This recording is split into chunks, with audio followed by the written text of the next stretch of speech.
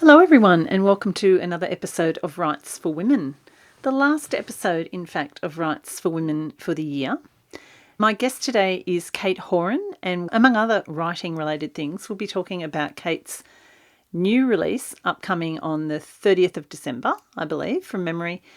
On the Edge. It's her second crime thriller, but definitely with a family kind of story mixed in there, which is something I really enjoyed. Loved the book, couldn't put it down. It's a fabulous interview with Kate and really enjoyed talking to her about her writing path to publication, how she got into writing crime, and how it's been for her to write the second novel. Before we do that, my own writing news is that I am finishing this week the never-ending novella that I have spoken to you about on occasion here on Rights for Women, and it's actually a Christmas novella for the anthology next year, which will come out in October 2026, called A Country Pub Christmas. And I've really been enjoying writing that. It's more fully into the rom-com genre that I've gone before, but I have also been procrastinating a lot about that. It will be great to get that finished and get it off my plate. Some other news that I want to tell everyone about on Rights for Women, and that is, drum roll, that in 2026, at least for the first half of the year, Rights for Women will be taking a hiatus, at least for the first 6 months. And when I say a hiatus, it will be taking a break from releasing new episodes, and I'll talk more about that in a minute as to why. This has been something I've been thinking about for a little while. For regular listeners, people who have been listening to the podcast for quite some time will know that I originally did the podcast in partnership with Kel Butler. Back in about 2019, I think, or 20, no, it was actually after COVID, so it must have been about 2022, 23, I went into the podcast on my own. And I have loved every minute of it. Was initially recording weekly episodes, and the kind of reading that I had to do for that was quite daunting. I always like to read the books of the authors before I speak to them. So reading was getting down to almost a book a week, as well as trying to do my own writing, which I did let slide a bit, I have to say.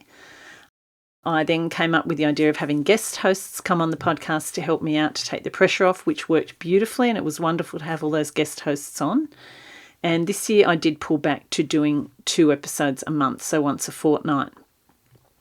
But still, I do find that after having done this now for 9 years, I'm feeling like I really need a refresh in terms of how I approach the podcast, the sort of topics perhaps that we cover. There are quite a lot of writing podcasts out there now, and when Rights for Women first started, there weren't as many.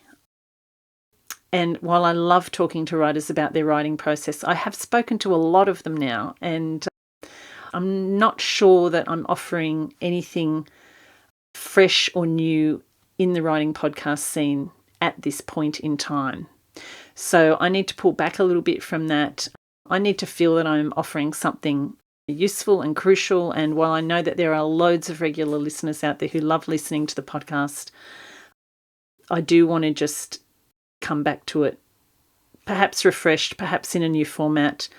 I'm not really sure what that's going to look like yet or when that's going to happen. But I do know that at least for the first 6 months of 2026, what I'm going to be doing, apart from January, so starting in February, I'm going to be releasing a best of, like a rewind kind of episode. I'm going to go through the archives and I'm going to select each month an episode that I feel was really useful in terms of what the author and the conversation was offering to our audience, who are all writers. And the purpose of the podcast is to help writers on their journey, to give them some tips and advice and support, perhaps in ways that they might not find in other places.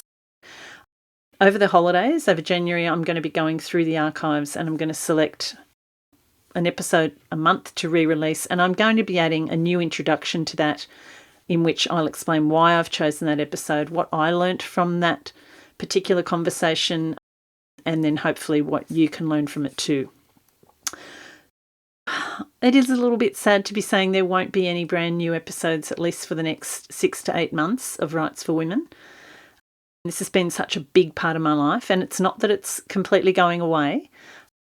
The other aspect of Rights for Women, of course, that I've been really gratified to see growing as a community is the Rights for Women Substack community. So we have hundreds of supporters there, hundreds of free supporters. I have up around 80 paid subscribers there.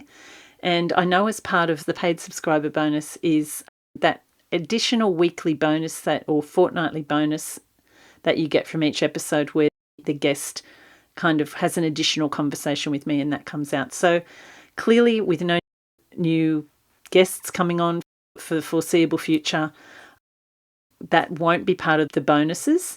But Annie and I are doing a rejig on the bonuses, and just to give you some idea of what you will still get as a paid subscriber, so that's really only for $7 a month.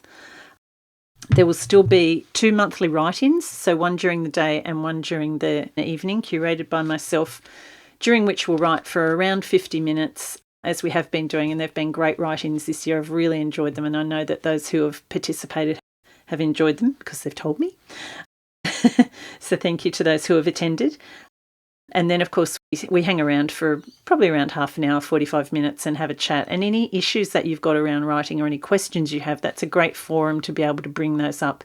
And it's a really supportive group and a supportive community there that's building, and I'm really happy with how that's going. So that will happen, 2 monthly write-ins. I'm also going to do a monthly mini tutorial on a particular aspect of writing.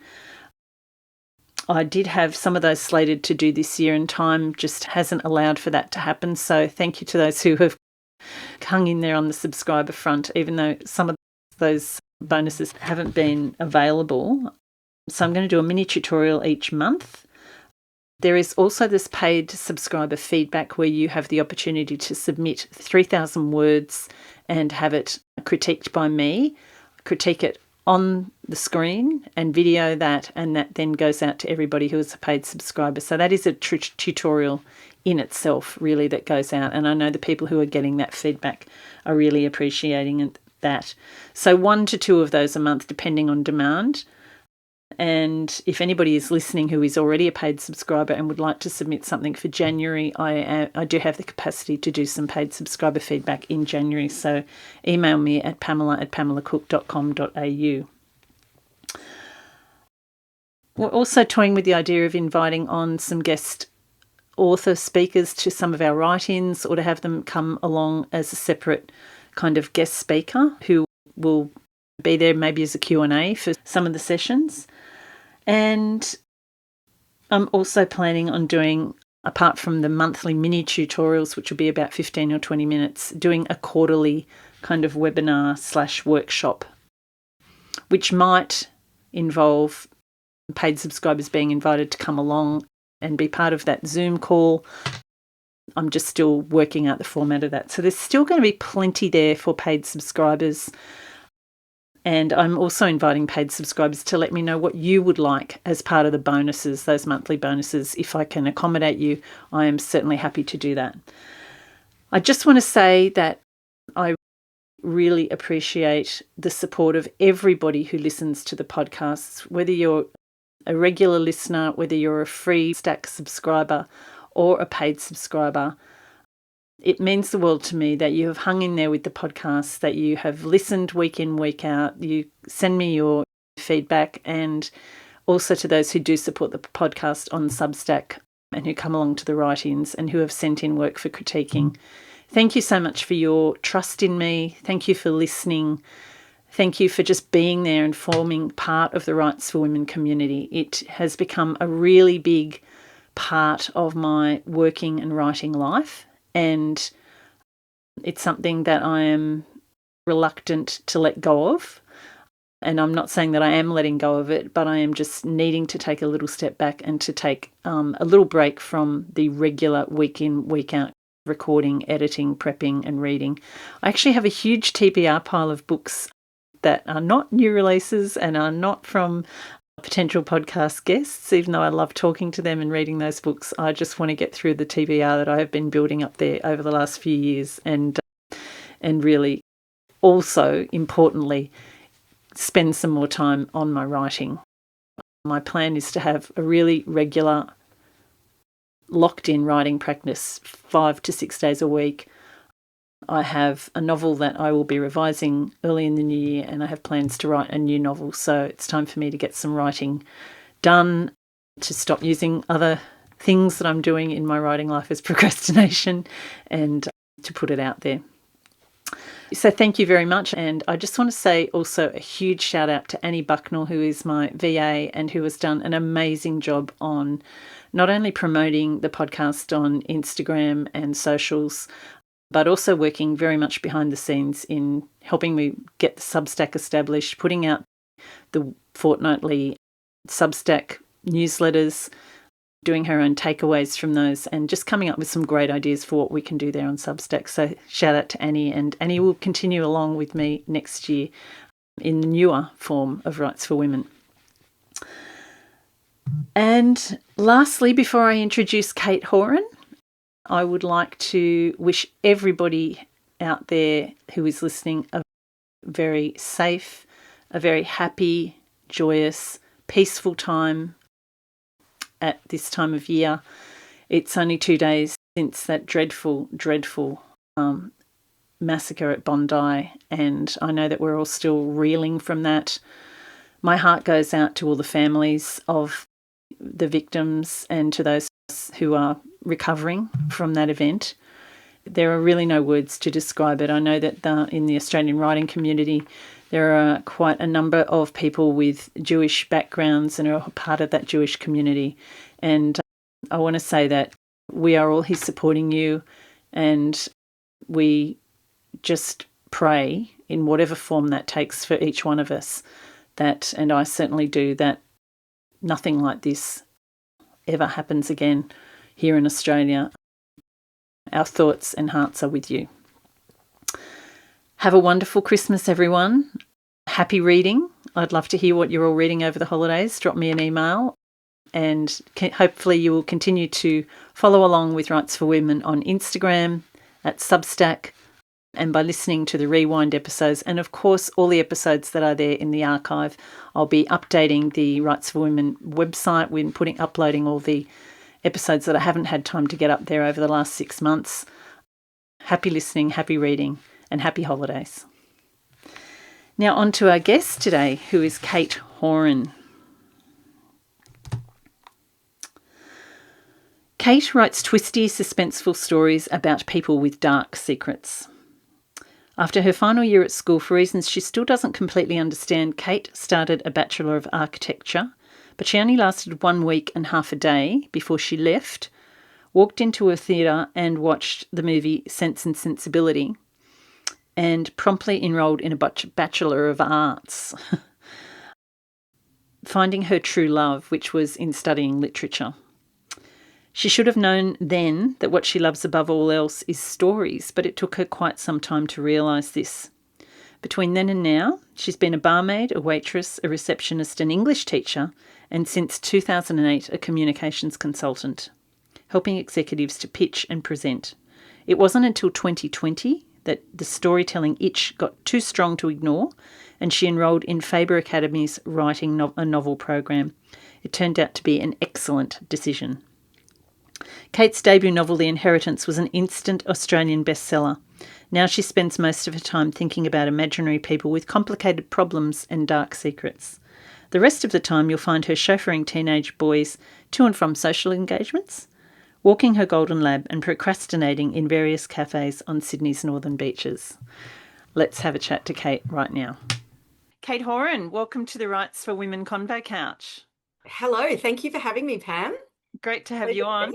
Yeah, I love your podcast, so I'm thrilled to be here. Oh, this is the last one for the year. Yeah, you get to have the final Snuck word, in, as it just were. in the nick of time. Yeah, and of course we're going to be chatting mainly about largely about your upcoming release, On the Edge, which I was just telling you I've just finished reading and couldn't put down. It's a real page turner. Can't wait to talk about that. Thank but you. We're also going to talk about all the other writing things that we love to chat about on Rights for Women. So to start with, can you tell us a little bit about how you came to be a writer. Was it something that you grew up wanting to do? Did it come to you later in life? How did that Yeah. work for you? Yeah. It's funny because I loved English at school and I did 3 in English for my HSC and I ended up doing honours in English literature at university. But it was really interesting. I've reflected quite a lot on what the syllabus was like back when I was at school. And basically, the better you were at English, the less creative writing you seemed to do, which Yes. seemed really bizarre. So I didn't really, and actually, a lot of the creative writing that you did do was under exam conditions, where they would give you a prompt and say, write furiously for 40 minutes about this picture of a cloud or something. Yeah. Having And never done so I any other didn't love that. writing. Yeah. And no other I writing mean, in class or preparation. It was just like, write a story, no. write a fabulous story. Yeah. Yeah. And I don't even really remember at school being taught how to write a story. Mm, But then I became an English teacher and I was an English teacher for 5 years and the syllabus had changed a lot since then. So I obviously had to teach creative writing a lot more. And I was lucky enough, I ended up in a school. It was right after the 4 unit English course had just been introduced. This was in like 2000 must have been 2002 or something like right. that. And no one had taught 4 unit English at our school yet. It had only been a course for a year or two before that, but no students had wanted to do it. And then we had this amazing year of students that where there were four who wanted to do 4 unit English. And so then they needed someone to teach it. So they got the brand new graduate to put, who was silly enough to put her hand up. Huh. So I taught that. And so that was really my first experience of really thinking a lot about creative writing because they were all doing creative pieces. And I still didn't really work out that actually I wanted to do it myself until quite a lot later. But I reflect back and I think I did start thinking a lot about stories and a lot about creativity at that point. It wasn't until 2019 that I decided, for me, I'd always, because I loved reading so much, Mm, I always held up writing a novel as, in my own head, the ultimate achievement. I'm sure different people have different things, like it might be the Hawaiian Iron Man or yeah. whatever. But for me, it was always writing a novel. And I thought, wow, that would just be such an amazing thing to do. And so in 2019, I just decided to have a go. And so I started writing, and actually, this is the manuscript I started Oh, writing, this second really? book. Okay. Yes, and I can tell you more about that. But yeah, so I wrote a few drafts of that and I was just trying to work out how to do it on my own. And obviously that's pretty hard to do. So it was in 2020 that I signed up for the Faber Writing a Novel course. Ah, And so I wrote another draft of this book during that course. But then I parked it because the idea for the inheritance came right. and I decided I wanted to write that. It felt like a really hooky idea. And so my instincts told me, get cracking on that. And looking back, it was a good idea. Yeah, we'll Yeah. get on to talking about the inheritance in a tick. But were you still teaching English by this stage? No, I taught for 5 years. And then I decided that I'd had enough of teaching. And it's funny, people always think, oh, was it the teenagers? Because I was teaching high school. Mm. In fact, the teenagers were the best bit about it. I loved teaching teenagers. And actually, I feel like I've drawn on some of my experiences of being around teenagers as a teacher in On the Edge because the Yeah. flashbacks are all the teenage years between the main character and her best friend. But no, I felt teaching has a really strong learning curve at the beginning, but then I started thinking, oh, where am I going to go next after Mm. this? And I felt a bit like I needed a change, and I changed schools. And then I thought, actually, I think I need a bigger change than that. And then I transitioned into corporate communication consulting. And I've Okay. been doing that with the same company ever since. So I'm like 18 years now Wow. with the same boutique consulting firm doing that. I'm just doing a lot less of it now that I'm Yeah. spending a lot more time writing. Fantastic. And how did you find the Faber course? Because a lot of authors that I speak to on the podcast either do that or I think Curtis Yeah. Brown might have one. And Yeah. I know the Faber one is really highly regarded. Was that a good experience for you? It was 2020, so it was a strange experience. It got thrown into disarray when COVID, Right. and so mostly it was online. And that was a shame because one of the reasons I wanted to do it was because I felt like I needed writer friends. I felt like Mm, I was missing this network that I needed just to ask people. Publishing is confusing, Yeah. writing is bewildering, Yeah. especially at the beginning. It's still a little bit bewildering, but and I just really felt like I needed a network and I didn't have that. And so I one of the reasons I wanted to do Faber was so that I could make some writer friends. But because of COVID, it was not so easy to do that. I came out of COVID with one buddy, Good. which is good, better than nothing. But yeah, but I loved the course. I do think with writing, you have to learn the technical skill of writing. And just because we all can write a sentence doesn't mean we know how to write Yeah. a novel. And so I think I really craved learn. I love learning. I've always been, it's probably one of the things that drew me to teaching. I love learning. And so I really lapped up all the sort of technical Mm. skills that they were sharing with us, things that I hadn't even thought about. But it's also where I met Katherine Heyman. She was one of the tutors.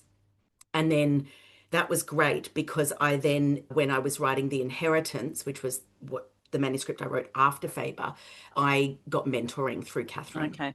And Katherine has an extraordinary success rate with her Yes. mentoring. Yeah. And yeah, I wouldn't be sitting here now having a book out and another one on the way if it wasn't for Katherine. So, what was it about that mentoring process with Katherine that was so crucial for you? Yeah, it's funny because I'm in the midst of a first draft now, and I find the first draft really that by far the hardest bit. Me And too. it's hard, I Mm. think, because you've got endless possibilities. Every character could be anything. They could have Yeah. any job. They could Yeah. anything can happen.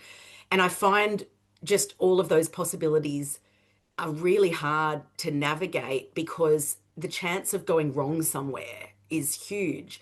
And so I started working with Katherine when I had about 50,000 words of The Inheritance first draft. And so I think she read that, or maybe I had 40,000 words. And she basically just helped me step back from it and think about how to structure the story. And Right. so she helped me at the beginning of the mentoring, she helped me work out some of those big structural things that are really important. Like one of the things she helped me work out was that the structure of the inheritance, which moves between Meg and Izzy chapter for chapter, is actually the structure of a rom-com. And the way that their two lives interact is the structure of a rom-com where Mm. each person has their own goal, which is not anything to do with the other person, but their lives become Right. intertwined in ways that complicate it. And that was Katherine who helped me work that out. And once I worked that out, it made so much sense to me. And I just understood the story I was telling Mm. in a way that I didn't before that. And I also worked out that where I'd started my first draft wasn't the right place to start Right. it. So I went tick, first draft done, started writing the second draft, still didn't know how it ended, had no idea until I was 60,000 words through the second draft, which was a bit scary. But then later in the mentoring, she helped me think about how to get published, Yeah. basically. And she was Yeah. like, what's the strategy going to be on this?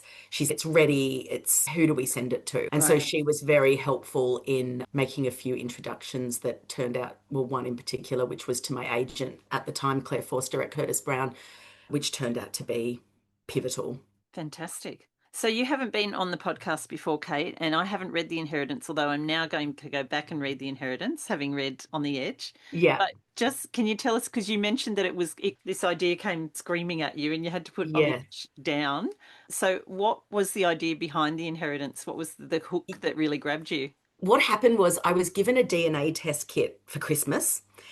And it got me thinking, that was the trigger for the idea because I started thinking, I've always loved shows, Who Do You Think You Are on Yeah, SBS? me And too. I'm fascinated by families. And often I'll start watching one of those and I'll think, oh, this one sounds a bit boring, but it's never boring. Yeah. There's always some fascinating story. And so when I got this DNA test kit, I started thinking, gee, there must be some families that are getting blown apart by the results of these DNA Yeah. tests, right? Because people used to lie about all sorts of stuff. Grandparents used to raise children as if they were their own. And a lot of women have affairs because they've got a special word for it, NPE, which stands for non-paternity event. And that is Okay. lingo in the DNA world. A lot of men have affairs as well, Yep. obviously. But I started to think about that and I thought, that sounds like that could be an interesting story. Essentially, what The Inheritance is about what happens when three DNA test kits are mysteriously appear under the Christmas tree of one of Australia's wealthiest families, and no one knows who put them there or Oh, why or what secret they're designed to yeah. expose, and a whole lot of chaos unleashes. And I just felt like an idea, because DNA testing is increasingly something people are doing and talking about. And the first thing I did once I had this idea was there's all these Facebook groups there's a really big one called DNA Detectives. And it's basically for people who get their DNA results and they don't understand them Right. because someone's told a lie. And people go on to these. The biggest one has 250,000 people in it. Yeah, and so people go on there and they say, "Oh, I'm really confused because I did this DNA test and my dad's name is nowhere, but there's this other name." And someone really tactfully says, "Your dad's not your dad." And then someone else goes, "Look, it does seem like that might be what the DNA is telling you." And there's this phrase, "the DNA doesn't lie," that people Right. use all the time because people go, "That can't be right." And people say, "No, the DNA doesn't lie." And there's even these people called search angels who help people solve Oh, their family wow. The whole mystery. world. Yeah. So I went into this deep rabbit hole of DNA testing and I went, yeah, there's definitely something in this idea. So I parked on the edge and I wrote The Inheritance, and that's the book that got me the book deal. Fantastic. So did you get a two-book deal from that when you I signed with your did. publisher? Yeah. Yeah. And luckily I had here's one I prepared earlier with the manuscript Fantastic. of On the Edge. Yeah. Yeah. So my agent at Curtis Brown, Claire Forster, she's not there anymore, but she was very helpful in the early stages of getting that deal. And she read the manuscript of this and she said, "That's your second book." And I was like, "Are Right. you sure?" And she said, "Yeah, as long as you're happy to go back to it, because sometimes people don't like Yeah. going back to things." But I'm like, I'd rather go back than start with a blank page. So, Yeah, 100%. And yeah. And I love this story. I always loved it. you're bringing everything that you learned in the writing and editing and Yeah, revising of The Inheritance to this one now, exactly. which fantastic. Yeah. And so On the Edge has a definite crime vibe to it. Yeah. Is The Inheritance that kind of vibe as well? Yeah, I said to my publisher really early on when I first got my book deal, I said, "What genre would you describe The Inheritance as?" And she said, "It's crime adjacent." Um, Yeah. yeah, so it's crimey. There's definitely a crime that one of the main character, Meg, is investigating corruption, which is involving the other Mm, main character's family.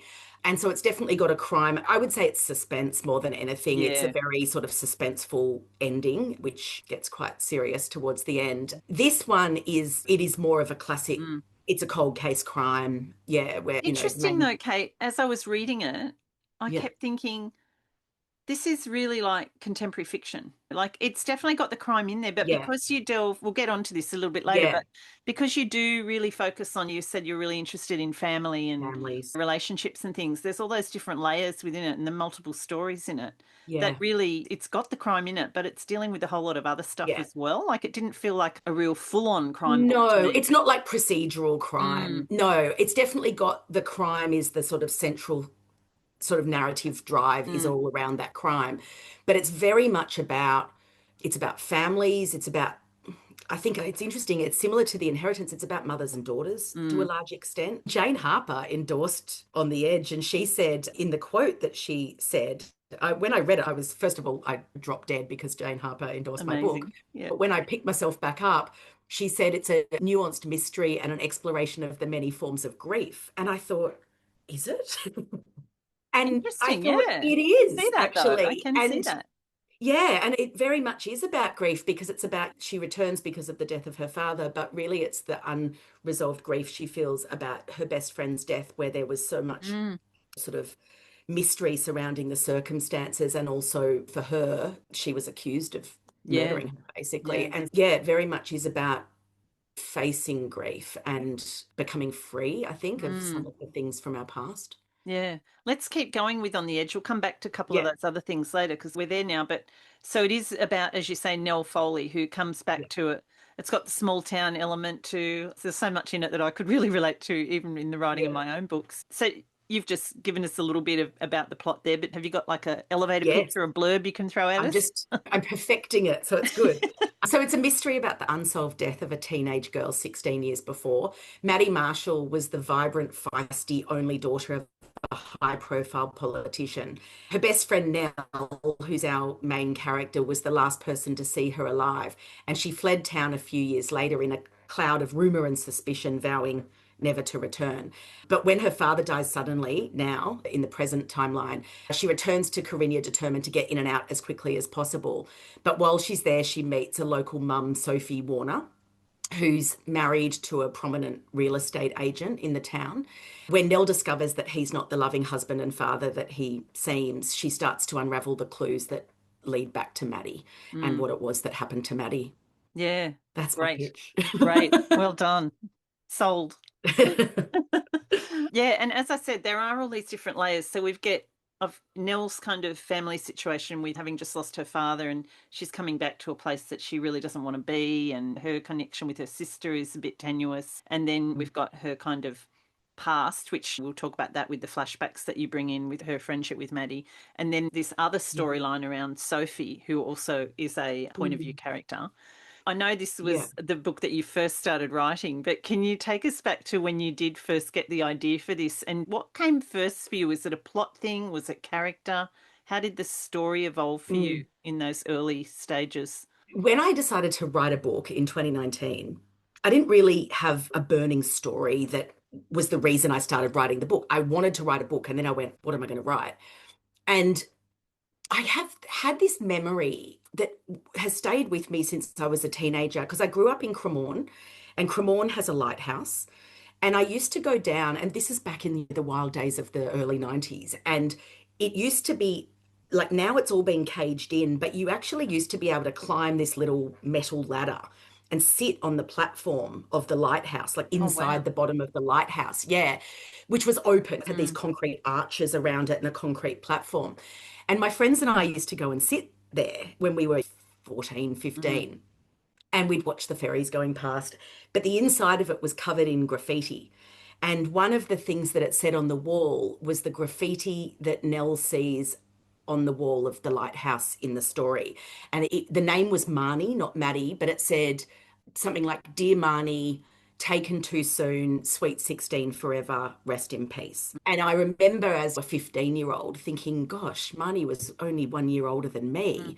What happened to Marnie? Who was Marnie? Who wrote that? And that's the kind of, I think, Yeah. writer in me is that I'm endlessly curious and my imagination went in all these different directions, even back then as a 15-year-old, just sitting there with no idea that one day I would write a story about it. But basically, I almost used that like a writing prompt, Mm, essentially, right. to write this book. And the story evolved from there. And so I was like, where's the lighthouse? And who sees the graffiti and when was the graffiti written? And yeah, that was it. That was the seed. And so Yeah. from there I started, and I'm not a plotter, and so I wish I was, to be honest. Me It would too. be sounds like a much easier way of doing things, but I've tried and I'm just not.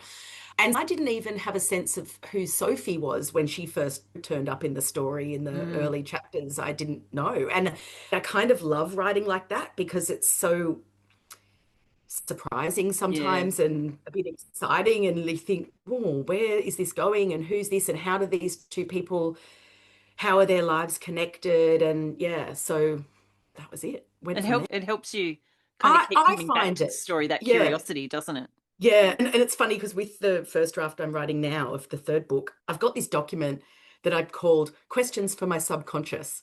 And so when I have something Oh. happen in my story and I don't know what it is, I go, okay, I'm just going to park that over there, give that to my subconscious to work on. And eventually the answers somehow do Mm, turn up, sometimes really easily without knowing quite how, and other times it feels a bit scary because you think, yeah. that answer's not turning up, but eventually we get there. Yeah. I often find if I get to a point where I'm a little bit stuck and I don't know, I think, okay, I've taught myself now, okay, instead of just pushing through, just leave it and go away and Yeah, do something and kind of forget yeah. it, but go away and do something else. And usually it comes to you at some point, doesn't it? Yeah, it Usually. comes. Yeah. Yeah. I find driving, I'll think, you know Mm, what, I'm going to go for a drive somewhere. And often that's when I'm just free enough of like my yeah. consciousness is just lowered a little bit or something. Yeah. Yeah.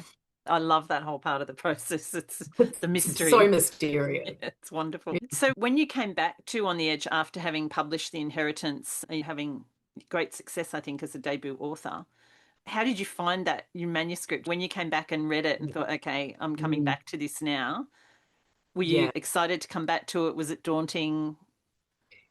So it was actually before The Inheritance came out because Oh, of course. Um, Yeah. yeah, so I think I would have finished the structural. I didn't. So with the inheritance, I actually got a structural edit done myself Right. before I submitted it, before it was submitted to publishers. And so the sort of the editing was a little bit different for that. We went straight into a copy edit. So Mm. I did the copy edit of the inheritance, and then I went back and I did a rewrite of On the Edge. My publisher read it. We had a conversation. One of the things that she felt, so there were actually point of view chapters from Lauren's perspective as well at Okay. that time. And Rachel was saying, there's so much, there's a lot of story in here, and something has to go. Mm. And so we decided to take Lauren's storyline out because she had a storyline of her own, which was also connected to what Yeah. happened in the past. So it was quite a big rewrite, and it was quite hard actually, that rewrite, because I was so excited about the inheritance coming out, and I was trying to get the rewrite finished before the inheritance came out, but I didn't manage to pull that off. So in January last year or this year, I was the inheritance was out. That was all really exciting. But I was also plugging away trying to finish the rewrite of On the Edge so that I could resubmit that. Yeah. And I think it was early Feb when I resubmitted that, and I was quite relieved. At first, it felt like I'm going back to something, and ugh. And Mm. when you read something that you've written 2 years before and you've learnt a lot since then, the rewrite is significant. Yeah. And yeah, it wasn't just a little tweaking around the edges. It was a Yeah. pretty serious new draft that I did. Did you Yeah. find your voice had changed a bit?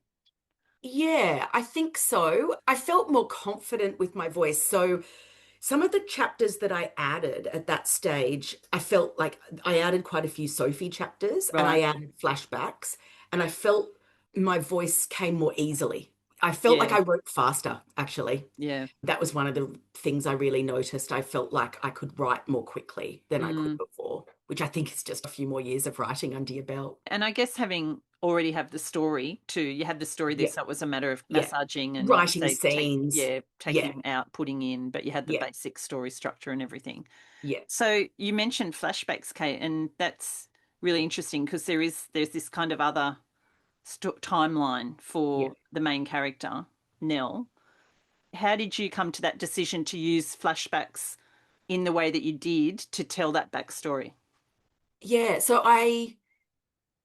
at first I wrote them as memories. So Right. it was just sort of part of the same present day narrative where Nell just goes into memory in Yeah. the way that we often, in the inheritance, I've got that happening a number of times as well.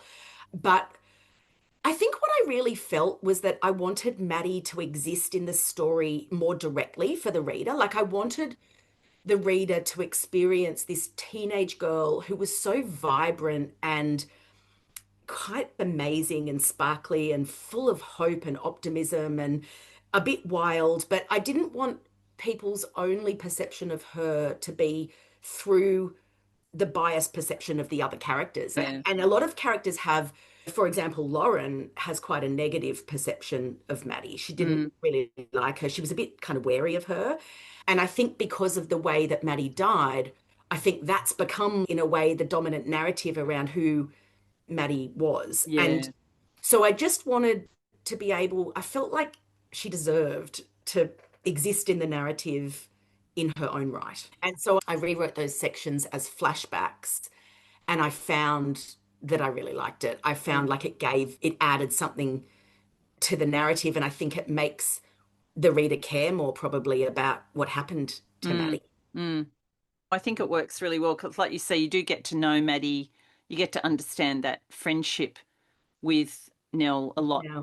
more clearly, I think, because you do these very active scenes in the Yeah. flashbacks, and I think that's Yeah. really important. It's not Because in just a going to be, way, there's still memories that Nell has. There's still moments triggered by the present narrative where Nell remembers something or thinks of something, and then we go into the flashback. So there's still these little vignettes in a way of Nell's flashes. Because if you think of how memory works, it is a bit like that, isn't it? yeah. It's these little flashes of moments. They're not a narrative like the way our Mm. memories Mm. work. So yeah, they are these little sort of flashes of certain vivid scenes before and after. And as you say, inserting them just at that right time where it's a very logical point because that's when Nell is thinking about that particular thing. And then Yeah. you bring it to life in the flashback. So I think that works really well. So for anyone listening, if flashbacks and backstory are something that trips you up a bit, have a look at this and the way Kate does it because it works really well. Oh, thank you. Yeah. Because I did experiment with a few different approaches, and this is where we ended up. Yeah, I was Yeah, happy yeah. with where I got to. It's so funny when you look at a book that's ready for publication, and I would say this for anyone listening who's an aspiring writer. You look at the book, and the narrative seems so seamless once it's ready to be published, but there's a lot of trial and error that Yeah, gets you to the point where something looks easy and obvious. definitely. All looks really easy in the final version, but Yeah, not so much in the putting together of it. yeah, The other thing that's really crucial, I think, for the story is the small town yeah, setting. It's a town that Nell has left, deliberately left, doesn't want to be there because of what's happened with Maddie. She actually goes overseas, comes back to Sydney, and then comes back to the town yeah. because of her father's death. And for various reasons, which we won't give too many spoilers, decides to stay on a bit longer. How important for you was that having that small town setting as part of the narrative and as part of the kind of plot? Yeah, I love small towns. I think, this town in particular of Corinna. It's funny, I'm actually in Kiama right now. Oh, I'm are in you? my nephew's. Instead of books behind me, I have guitars today because I'm at my sister's place. We're having our family Christmas down here on the weekend. But the town in on the edge it's an amalgamation of Kiama and Bateman's Bay and Narooma and Mm, Eden and all of these South Coast towns that I've visited and spent time in. And it's a little bit from here and a little bit from there to make this fictional place, Corinna. I think small towns, I think they're fascinating in a number of ways. I think for a story like this, it means from a really practical perspective, you can contain the narrative in a way that is harder in a mm, in a bigger city or a bigger place. People in small towns have long memories. It's amazing how like my mum grew up in the New England, and so we've spent a lot of time visiting the town where she grew up. And people will say, oh, no, they're not locals. And then you'll find out they've lived there for 25 yeah. years or something. And I kind of love that sort of local history, not so much local history of the whaling or the fishing or Yeah. whatever, but the history of the people and the families that Mm, is so embedded in the present in small yeah. towns. So I think that's one of the things. I actually love the picture on the cover that they've chosen for this town because it's exactly how I pictured it. And Right.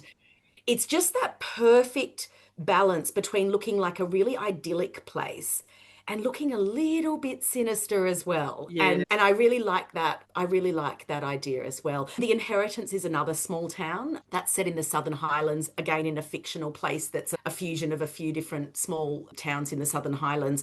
Again, I think it helps you to just it's like you can put your characters in a little crucible and light some fire underneath them Yeah. and all sorts of stuff goes on. I like that. Although, having said that, my third book that I'm writing at the moment is set in Sydney, in the Okay. eastern suburbs of Sydney. So I'm Yeah.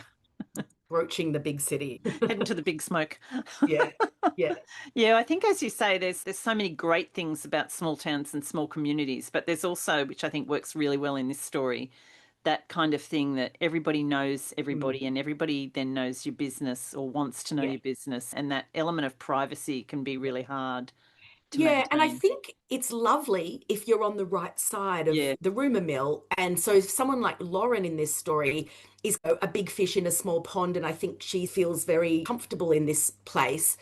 But for someone like Nell and for Sophie as well, who's our other point of view character, I think it's a suffocating place. Mm, And mm. a lot of the things that other people might like about it are actually the reason why they feel trapped. And you've got two really, Nell's the main character clearly, but Sophie does have this point of view in the story as well. She does come in, not, you don't alternate one for the other, but, and then we do have the flashbacks, I guess, that Maddie in there as well. But how do you go about, Kate, what's your process with characters in terms of getting to know them and learning who they are and finessing all those different character traits? Do you do that through the writing itself? Are you Yeah. someone that does bios, or how does that work for you? No, bios don't really work for me. I feel like I'm just making things up too much in a sort of conscious way, whereas it more comes out of the actual writing Mm, itself. And then I feel like it's more emerging from the story rather than something I'm deliberately trying to impose onto the character. yeah.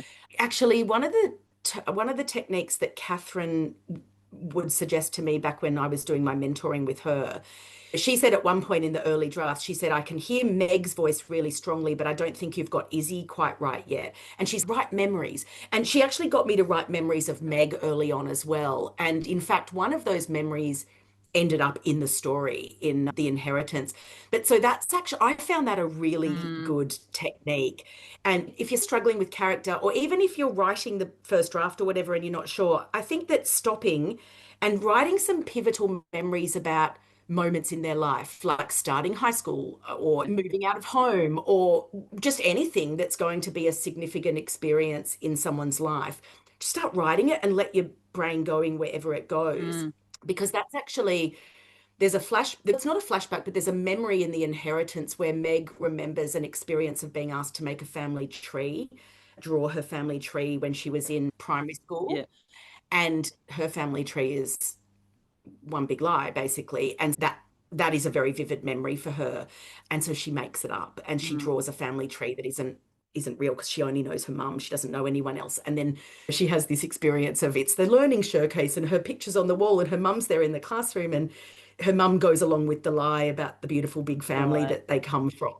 And it's a very vivid memory for Meg. So that just came out of this bizarre sort Yeah. of letting my subconscious kind of go and writing a memory. And it just helped me to understand more about how Meg's mother's lies and or Mm, omissions about their family had shaped her. yeah. So that's another way. But yeah, a Yeah. lot of it just does come through the story itself. So Yeah. in the first draft, I find often by the end of the first draft, I know characters who, and I don't stop and go back and fix it. I just have a list of things to fix. And Mm, the one I'm writing now, I'm like, make that guy nicer. You know what I mean? yeah. He's a nicer guy than I thought he was at the beginning. I've just got to, in the second draft, make sure those characters are really Yeah. consistent. Do Yeah. you revise as you go, or are you just pushing through to the end? I do a little bit. I try not to too much. I love the analogy. I don't know where I heard it, but someone recently used the analogy of writing the first draft is like making the lump of clay. And so I'm really trying Mm, to keep that in mind. It doesn't have to be perfect. It's just a lump of clay so that by the end of the first draft, I've got this beautiful lump of clay that I can then turn into something in the yeah. second draft, finesse it and shape it and get rid of bits and add bits on and all Yeah. of that stuff. So I'm trying Definitely. to forge ahead. I'm desperate to finish my first draft of book 3 before Christmas. So I'm Yeah. like Yeah. cracking on.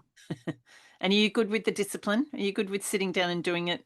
Yeah. Yeah, I am pretty good with the discipline because I still do my consulting job as well. Yeah. I'm not doing it as much as I was before, but when I started writing on the edge, I think my youngest child was in year 1 and my oldest was probably, actually, I think my oldest was in year 1 and my youngest one was still at kindy.